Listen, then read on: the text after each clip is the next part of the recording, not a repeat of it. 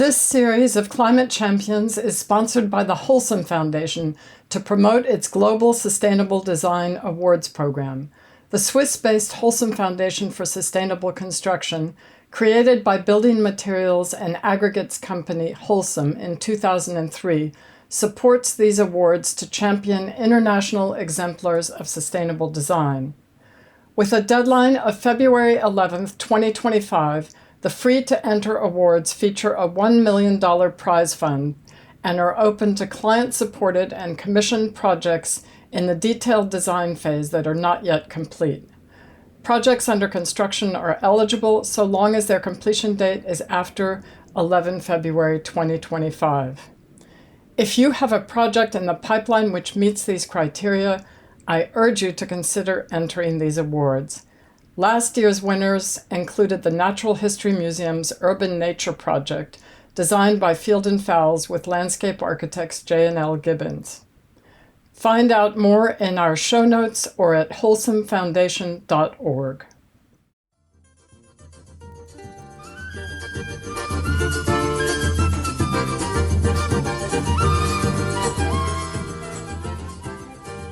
You're listening to Climate Champions, a podcast from the Architects Journal. I'm your host, Hattie Hartman, Sustainability Editor at the AJ.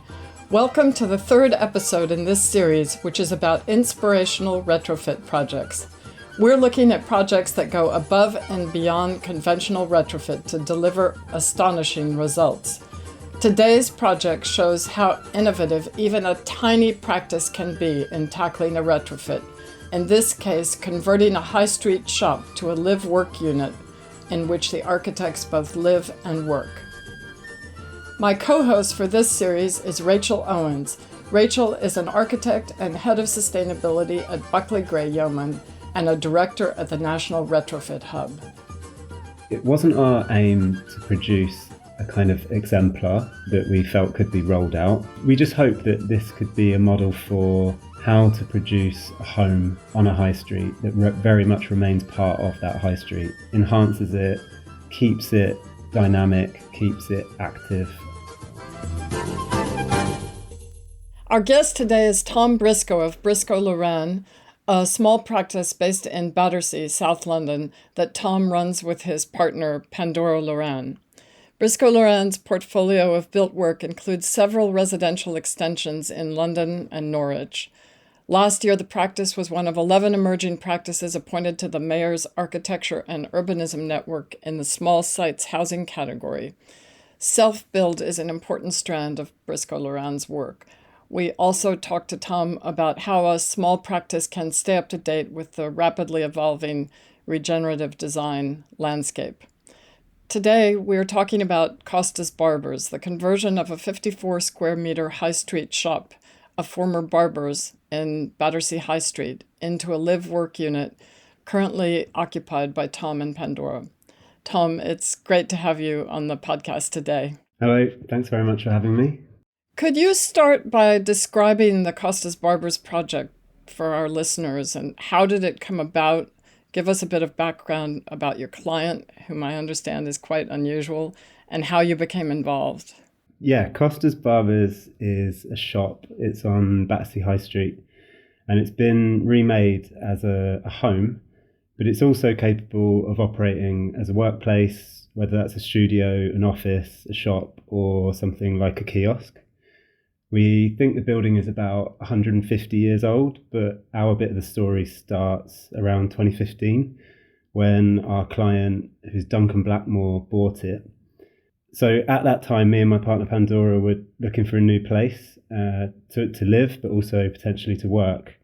And so Duncan sort of schemed to install us in there as the occupants and then the designers and self-builders of the project that was to come. So people may recognise Duncan as the front man of small sites housing developer Arrant Land, but he is also operating today as Arrant Industries, which is his vehicle to instigate these kind of rich, small-scale, mixed-use urban projects that can become community spaces, galleries, shops. We finished the build a little over a year ago, and that's where I'm sat now. Amazing. Yeah, we're really looking forward to hearing more about it. I think we wanted to kick off by talking about the idea that one facet of low carbon design that we probably don't talk about enough is the idea of building less. And one tactic that we use to do that is to design multi use spaces that can provide different needs throughout the day rather than being really specific for each use. I wondered if you could talk a little bit about how that works on the project. That kind of dense usage of space and how that's sustainable was definitely at the heart of the project brief from the beginning. But it was also definitely about chiming with a kind of flexible and dynamic nature that high streets have. So high streets are, full of moving parts. They change appearance each day. Things pop out, stalls appear, goods change in the windows. And so any kind of flexibility or changing use was as much driven by that as about a kind of sustainable measure. So today, the space is where Pandora and I live and also where we run our architecture studio from. But it's designed so that future users can use it for various kinds of other things. The planning system has already eased up to kind of allow quite a slip between uses and where shops and homes and things are involved. And that's a little fraught and can be a bit dangerous. But what we've tried to do here is to put together an architecture that also allows an ease of slip between those uses in a way that if somebody comes in after us in the future and they want to operate this as a cafe or a shop, they don't have to rip out all the fixtures in an incredibly wasteful way. It's kind of here ready for them to adopt. So how do you and Pandora use the shopfront in practice on the day-to-day? So the front space, which we still refer to as kind of the shop floor, is where our architecture office sits. So we have a desk in here, computers, printers, we make models in here, and that's all visible from the street and is a mix of kids coming to look in the window at the models that are displayed there, people trying to buy our plants, shopkeepers and stall holders like tapping on the window to say hi. When the evening comes, we can slide down these glass screens which are built into the facade for some privacy. Yes, the facade is ingenious and beautiful. Can you describe the facade and its adaptability and how it facilitates your multi-use space? Sure. So pedestrians passing by on the street is obviously good for shops. It's good for certain kinds of offices and workplaces, but it's obviously challenging when you're trying to put a living space right up against all of that footfall and the people looking in. So it had to get quite sophisticated, this facade, and there's a lot of kind of intense design thinking within it. I think first of all, it tries to be quite friendly. It's bright yellow and it's got maroon sign writing. Just about everything on it you can see is painted, whether that was timber or tile. And that's about how it can be really easily changed or replenished. Beneath that, there's a timber construction, which is a bit like a kind of jettied Tudor facade, which climbs outward as it rises. And then there's lots of moving parts. So there's an awning, which can transform the threshold. There's vents, there's windows, obviously the central door. And then probably key amongst all of those adaptable pieces is this pair of sliding patterned glass screens, which we can lift in the morning to look out to the street and then drop in the evening, a bit like curtains. Yeah, I think it would be nice to talk a bit about this blending of living and working. It's quite different to the way that a lot of us work, but maybe less different now that we've had such a big change post-pandemic. But I wondered, does that say something about your attitude to practice? And I guess the slightly cheeky part of that question is, are you able to draw a line between the two, and how do you feel about that? I think our answer to this is occasionally a bit frightening to some people. I think we see ourselves almost as like a little cottage industry, in the same way that there would have been a house with people living in there and who were fixing the shoes of the village. It's kind of all encompassing. We're a bit like that as a practice. The way the space kind of ebbs and opens up to the street and then closes in the evening with the kind of transformation of the facade does kind of signal to us like when we're meant to be working and when we should probably chill out. So like when the light drops and we start becoming this lantern-like thing out to the street, and we pull down the screens. It's kind of a suggestion to ourselves to maybe switch off. So one aspect of the project I was really interested in is your response to future flooding, because you're very near the Thames. And so you've decided to raise the bedroom level at the back of the flat above the floodplain.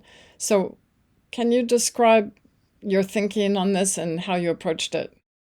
So this was a measure that came out of planning. So as part of the planning process, we had to undertake a flood risk assessment. And as much as Battersea is quite well defended from flooding from the Thames, there is this risk that you could have a combination of a storm surge and a breach of the defences. So we positioned the bedrooms as a refuge in that event about 1 metre above the level of the pavement at the front of the shop.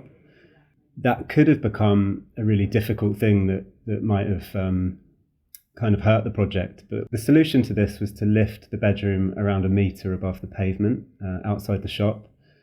And whilst this was quite difficult to do, we were able to use that gradual rise across the plan to kind of grade the publicness of the spaces inside. So the shop front, the shop floor is closest to the street and is where we work, and sits quite nicely against pedestrians passing by.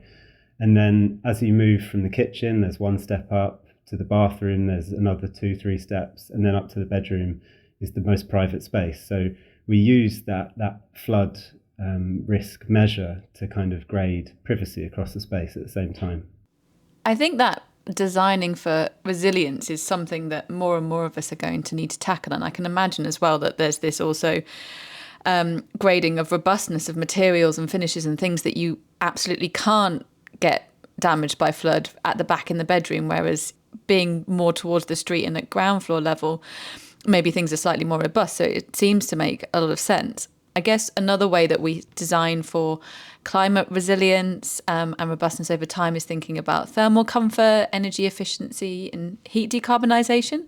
So I wondered if you could talk a little bit about whether that was something that was a driver on the project and how you were able to integrate measures that help with that. So, I mean, the basics are that we have insulated this building for the first time in its history, which is coincidentally the first time I've ever lived in an insulated building, which is quite interesting to get to feel what it's like after designing hundreds of homes with insulation. The heat here is produced by an electric boiler, and it's coupled with an underfloor heating system. And whilst in one sense the project isn't finished, in that we have planning permission to install a solar array on the roof, but because this is a shop at the ground floor and then there's 2 flats above us, getting that installed at roof level means a negotiation between the owners above us and kind of everybody chipping in costs to make that happen. But by the time that array is installed, that should be covering about 95% of our actual energy use. So the project also inventively utilizes numerous salvaged materials. So can you talk us through the process of identifying materials for reuse, how you sourced them, how you incorporated them into the final construction? Yeah, I think there's 2 levels to this. There's a kind of buried out of sight version to this story, and then a slightly more glamorous, celebrated one. So first of all, there's the demolition process, which we took, I mean, it wasn't huge here, but we took down a set of partitions, and within that we were able to salvage all of the studwork and the doors, for example. I think almost all of that has gone back into the build. So all of that studwork has found itself into the new walls, and the doors, completely unplanned, didn't exist in drawings, but the reality of building it ourselves, the doors that we took off their hinges ended up becoming sort of stiffening plates for the dwarf walls that sit underneath our bedroom. So all of it kind of came apart and went back in. An unusual one is that Duncan Blackmore, the client, he obviously has a range of sites under various stages of development at any time, and there kind of exists as a result of that a material bank kind of in his pocket. And so either from not being used or from demolition, he had sheets and sheets of insulation that we were able to bring up here and to plug into the walls and into the floors. So I think probably 2/3 of the insulation was salvaged, which is an unusual one. And then things that are more on the surface that you can see if you visit today, the panelling in the room I'm sat in, all is refashioned from church pew backs, which Duncan found in a salvage yard. The windowsills are old benches, I think from a gym.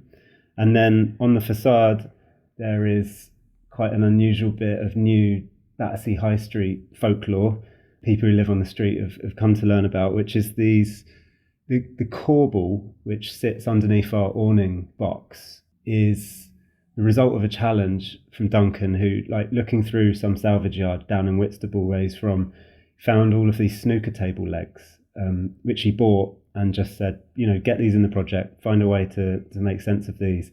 And we really didn't like them at first, and we were resistant, and we started playing around with things. And then we realised that if you sawed them on their long axis into quarters, that they would form this sort of quarter circle shape in section. And we used that as a corbel to hold up the awning box. And then they're arranged in this kind of random order. And yeah, we often end up with people stood outside puzzling over what they are. And then someone else, not one of us, someone else from the street will come and explain it. You're really building this picture of sort of craftsmanship and using that to creatively reuse these materials and create interest. You hinted earlier at the glazed panels within the facade and how they really embody that sort of craftsmanship. So I wondered, how did you procure those panels, and why them in particular? What do they add to the project? Why did you go to all the effort of including them? They're such a nice thing to talk about because they are the result of a collaboration with an artist, Jack Brindley, whose company is called Pavilion, and it's based in Edinburgh. So in looking around the area, there are a couple of shop fronts from the sort of early 20th, late 19th century that have leaded glass and stained glass. And so we thought this might find its way into our facade.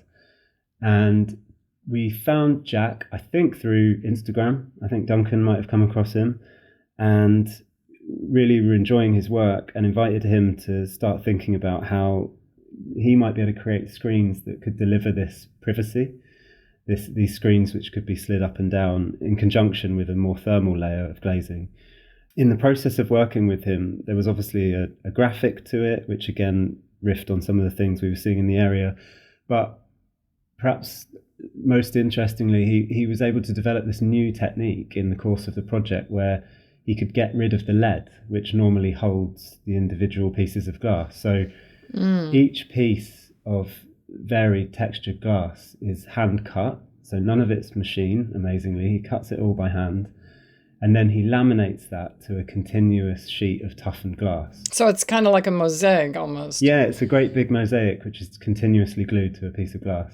And yeah, as a result of the lead being removed, it just becomes this really ethereal, sort of misty thing, which, yeah, delivers a really nice balance between people being able to see in that there's activity and there's life and there's light coming from inside and colour, but they can't quite figure out, they can never see our faces or figure out what we're doing. It's like quite a good level of obscuring.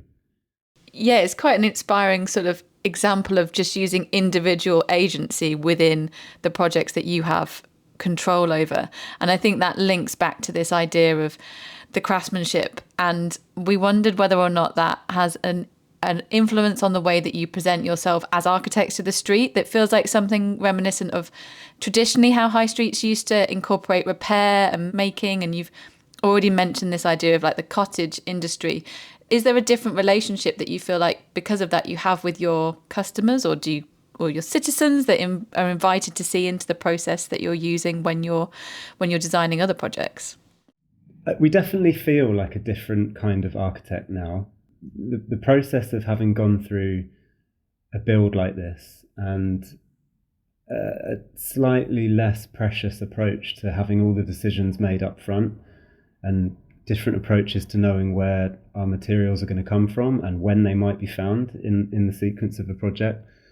And then, in terms of our proximity to a high street, we've ended up amongst this community of shopkeepers and stall holders, and we're not really part of the residential community upstairs above us. We're part of this market, and there has been occasion, like not too many yet. We've probably been very visibly open as a practice on the street for just over a year now, but we do have people tap on the door and ask how to soundproof their ceiling in their living room from the flat above, but also potential commissions. I've looked through your window several times, seeing these beautiful models. Would you come down and see my place and see what you would do here? So there is a sort of shift in all kinds of areas of how we work now and how work finds us. I guess following on from that role that you're playing in the high street, I thought that the incorporation of awnings was absolutely great because, for one, I'm always sort of talking about the fact that we need to deal with solar gain and prevent overheating. And these are a really sort of simple but effective mechanism for doing that. They're dynamic, but they're easily operable as shading devices. But they also used to play this really big role in the Victorian High Street, and they completely went out of fashion. But I wondered, do you think that they bring something else to the high street? Did you incorporate them just for solar shading purposes, or was there something else behind it?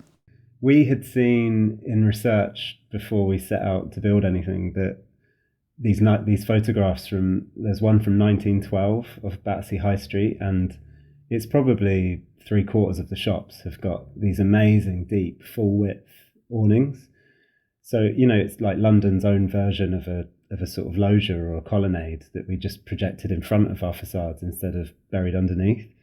And we were obviously keen to bring some of that back to Battersea High Street. It obviously had a wonderful era of this, and there are still cafes opposite us, either side of us, that have this. So it's a live language on the street.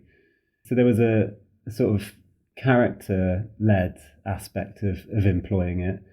The solar gain aspect was key as well. We've got deciduous trees on the street which do a good job in the summer of handling a lot of the gain, but there is sort of 2-3 hours a day where the sun swings around a certain angle, and then we have to put these out, and they make a huge difference.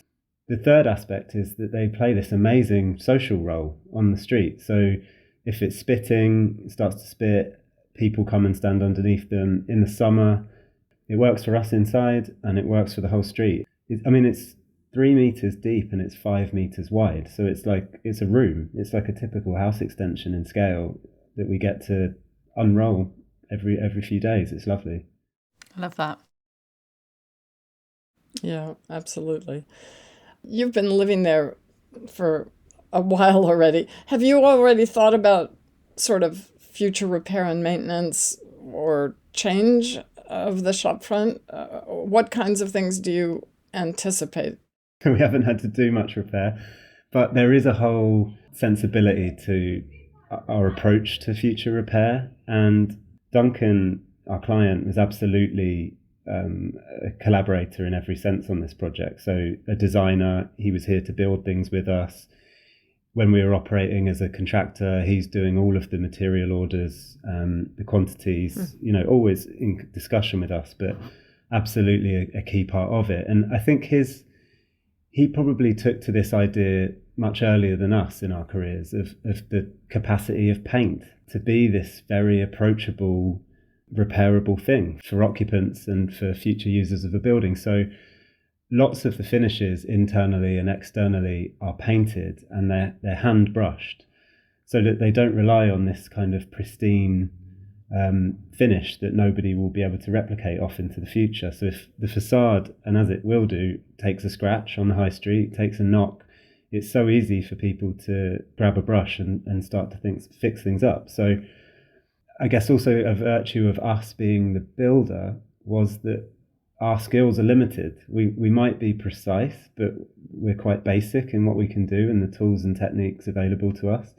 And so anything needed to repair what we've made it tends to be as simple as it was for us to make it. So there's a nice loop in that. So You mentioned that this was a self-build project, and it's just one example of your self-builds that you've been working on. Can you talk us through what the advantages you find working as both designer and builder on a project are? I think there's probably quite a few architects out there who set out to be self-builders from the beginning deliberately. I think our path into it is incredibly accidental. And my dad is a road digger, and so I came out of my childhood like pretty good at digging, but I didn't really have any tools or like experience building. And it came out of a series of projects just having impossible budgets. So I think right at the beginning I made a couple of exhibitions, plywood furniture for art galleries, things like this where I could make it myself. And I was literally learning how to use power tools at that point in my early 20s. I hadn't before that. And then right at the beginning of me and Pandora working together, we built an event space on East Street Market. And that kind of clued us up on the basics of plumbing, of drainage, of what it would take to make electrical stuff happen. And that gave us the confidence to step into something like this. But it's incredibly difficult and enjoyable, and we learn enormous amounts, but it's really hard. And I think we compounded the experience by trying to run an architecture practice at the same time and from the same space. And live in the space. And live in the same space. So it's probably everything's on level hard, like incredibly challenging. And so it was 2 years without a shower, 2 years without heating, 2 years of all of our stuff covered in dust, but 2 years that was a real like adventure that will probably never go on again. So nothing to regret there. I think you have some incredible photos of those. Maybe we can put them in episode notes. We talked a lot about the front elevation, but the rear facade is equally imaginative. It's a really interesting collage of white planes and glazing and inset panels of pebbles that you've gathered from the banks of the river. Rowan Moore has described it as distantly inspired by Ben Nicholson, and I have to confess I have a weak spot for this type of pebble collage. But can you describe it for our listeners and sort of where it all came from? So if the front facade is this yellow, highly framed timber construction, which is all about the high street, the rear facade is much more massive. It's planar. It is this collage of white coated metal frames, of white render, big square and rectangular windows, and then also some white plastic meter boxes. One of the first things we had to do at the rear, which looks onto a shared yard, is to house the electricity meter boxes of two neighbours. So those meters had been buried in our demise, and so the first move was to push them out onto the facade, and then the entire composition kind of grows out of these meter boxes, which were completely determined by UK Power Network. But that's where it starts. There was no insulation at the back there, despite all of the masonry there being maybe built 20, 25 years ago. It was completely uninsulated. So we were externally insulating and then rendering on the top of that. And the composition comes kind of out of three things. I guess those meter boxes begin it.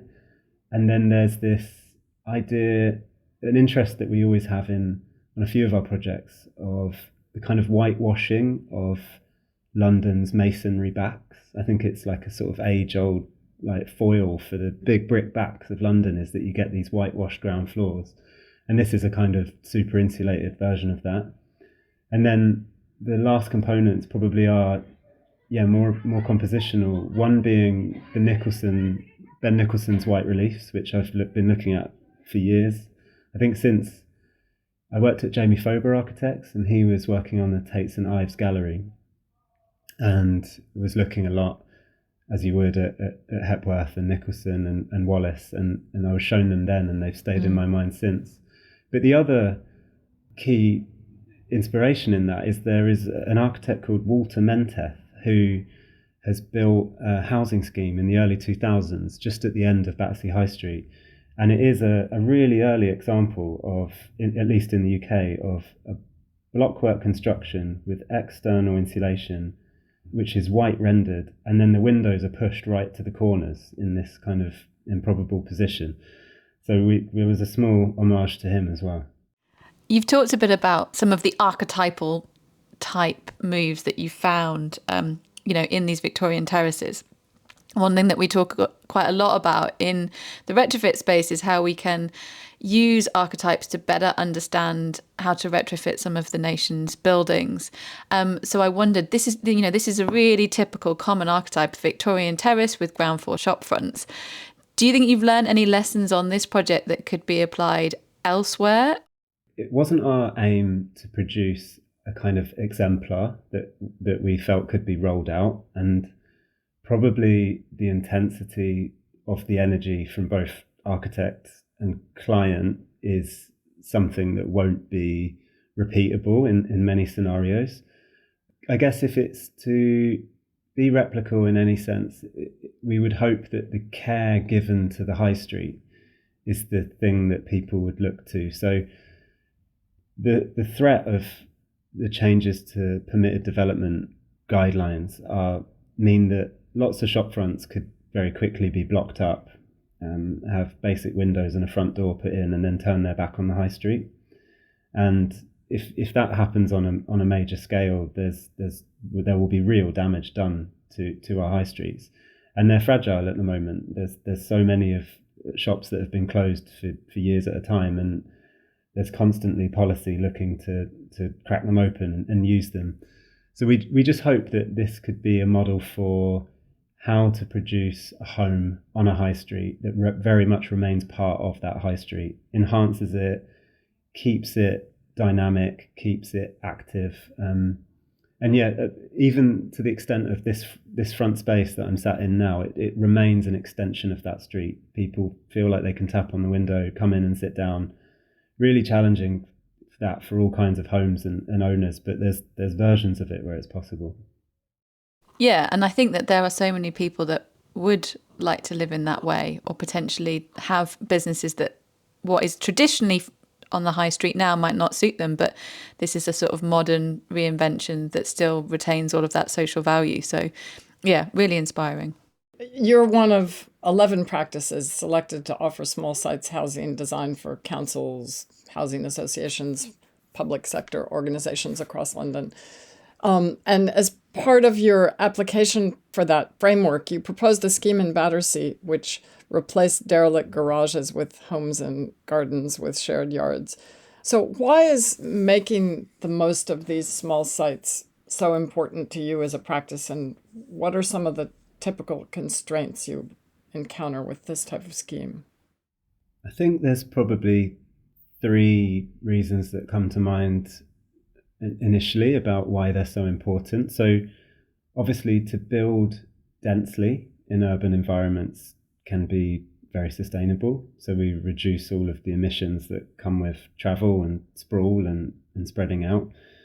I think if we agree that we're trying to build lots of houses quickly over the next however many years, then historically small sites and small builders have always been a big component of that. But I think maybe less repeated, and perhaps the reason I would be most excited to work on sites like that are that small sites give an opportunity for the development of less familiar types of living, just more varied ways of life. So I think this shop front, I think, Rachael, exactly like you were just saying, that not everybody would want to live in a condition like this, but there's a fairly big population that would and could deal with this level of exposure to the high street.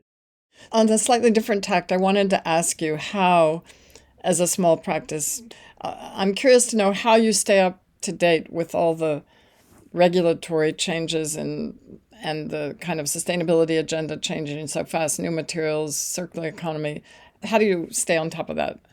So I might give a strange answer to this, but an honest one, which is that as a really small practice like this, we're not always up to date. We're not always up to speed. And I think that learning quite often has to happen on a job-by-job basis. On the job, yeah. Yeah, and I've been with Pandora in practice for around 4 years now, but I set up independently about 7 or 8 years ago initially. And I think in all of that time, I've probably worked on 1 or 2 jobs where there's been a consultant other than the architect and engineer. So it's the teams are often incredibly small. It's quite difficult to stay on top of all these fields. I think what we do, of course, is the basics. We read, we attend lectures, we listen to podcasts like yours. I think the biggest challenge for us lies in learning how to kind of measure and record in a quantifiable way the results of what we feel is a deeply held ethos to build sustainably. But if we were to start trying to talk about it numerically, we would really struggle. You know, we're of course on top of the basics like U values, and we'd be able to describe that in great detail, but whole life carbon assessments and this side of quantifying the success or the missteps of what we've been trying to do, we're not really there yet. So that lies ahead of us. That's where we need to get to. But to your credit, I think on this project, you took a crack at that when you submitted for the AJ Retrofit Awards. Yeah, we did. And sort of learned after the fact that it worked. But it would be good if we were able to, better able to sort of plan and see where that was headed rather than just sort of a nice surprise at the end. Give it your best shot. Yeah. But I think as well, even those of us that are working at bigger practices, we are all very much on the journey. And I don't think anyone would argue that they're doing everything. And a lot of the time we do these calculations to try and encourage ourselves to make the right decision. So if you've got a good decision-making process, then that's already the best first step. I suppose, like, leading on from that, you're co-leading a master's unit at the Kingston School of Art. Do you see that there are appetite for some of the issues we've been discussing amongst your students? And does that teaching alongside practice, I mean, it sounds like you've got a lot on, but does the teaching alongside practice help you inform your work? Enormously. So I've taught at Kingston University for 7 or 8 years now, and our work it would look very different without that experience. It is a school that's like deeply invested in making sure its students come away with an understanding of construction, like how buildings are founded, how they're structured, how they're clothed, how they're reused, how they harmonise with place and with the regulatory environment. I mean, this year I'm running a unit with my teaching partner, Aoife Donnelly, and it's about how you can work with a kind of brownfield landscape in Swanscombe marshes, which is under pressure in all kinds of ways. Every discussion we have about the footprint of a building, junctions of a building, the facade of a building, it's all through the lens of the energy cost. I can see this being a really exciting and rich addition to architectural education. If students are able to come out of their educations now with a real sense of, I use this much concrete, this much timber, it's got this kind of carbon footprint, I think that'll be incredibly valuable moving forward. And I think at Kingston last year, students were using Field and Clegg Bradley's Studio's carbon calculator. So I should be using that. They're ahead of me. And I think that's great. If that ends up building a sort of baseline knowledge of what different materials mean, and I think that will be a massive change in the industry. Yeah, and it's generating a whole mindset shift, isn't it, in terms of it's an additional constraint. And I think as architects, we kind of love constraints. And if we can embrace that as one as well, then it's going to be a holistic way of approaching it. But yeah, I also think that the tool is great and we use it too sometimes. Yeah. So just a couple of more questions. Your Instagram feed seems to have been really buzzing recently. Can you tell us a bit about what you're working on at the moment and what you've got in the pipeline? It was probably buzzing because we didn't have any work. and it's free and we can't afford any promotion. So it's a good way of being out there. But no, we were really close to everyone can get out their tiny violins here, but like we were really close to shutting up shop because we just didn't have much work going on. It was looking quite difficult. But then we won this Young Architect of the Year recently, and we've had 2 new jobs come in. So again, after 8 years of practice, I have a first ever 4-walled building to design and a first ever building with 2 stories. So things are looking up. Fantastic. And one last question. What do you hope to be doing in 10 years' time? We would just like to exist as a practice, because if we still exist, that will surely mean we've found some kind of stability, which is hiding at the moment. But no, this new wave of projects following Costa Barbers, they have a kind of a scale and a fee that comes with them that looks like something sustainable for the first time. So a step up. Yeah, let's see. I love the honesty of that, but also the fact that it sort of hints towards a confidence that no matter what project you're going to be working on, you're going to be able to bring your special kind of creativity to it and make it something very special. So not being limited by sector, but just knowing that it's a confidence of approach, which, yeah, I really like. I'm also very hopeful that you'll still exist in 10 years' time. Thanks very much, Rachael. Thank you, Thom, for a great conversation. Wishing you and Pandora all the best. So that's it for this mini-series on exceptional retrofits. Rachael and I will be back in January with a series on housing. Happy holidays all.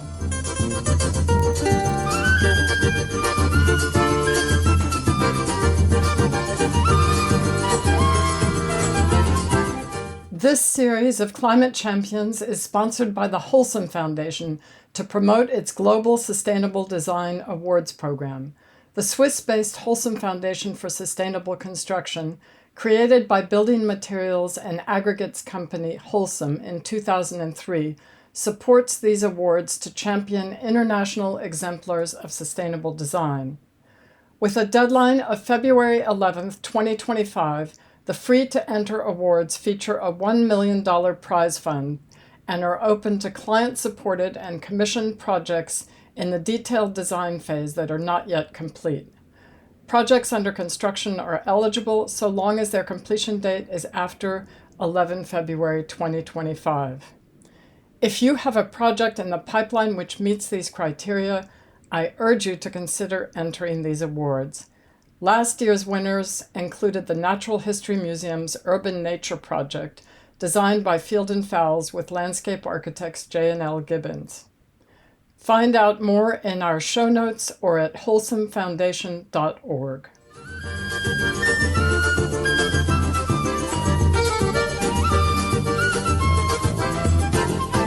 Thanks to our producer, May Robson. Our theme music is Foro dos Dois Amigos by Edmilson de Pifano, interpreted by Felipe Tanaka e Banda Balaio de Baião. Don't forget to leave us a review and hit subscribe for new shows wherever you get your podcasts.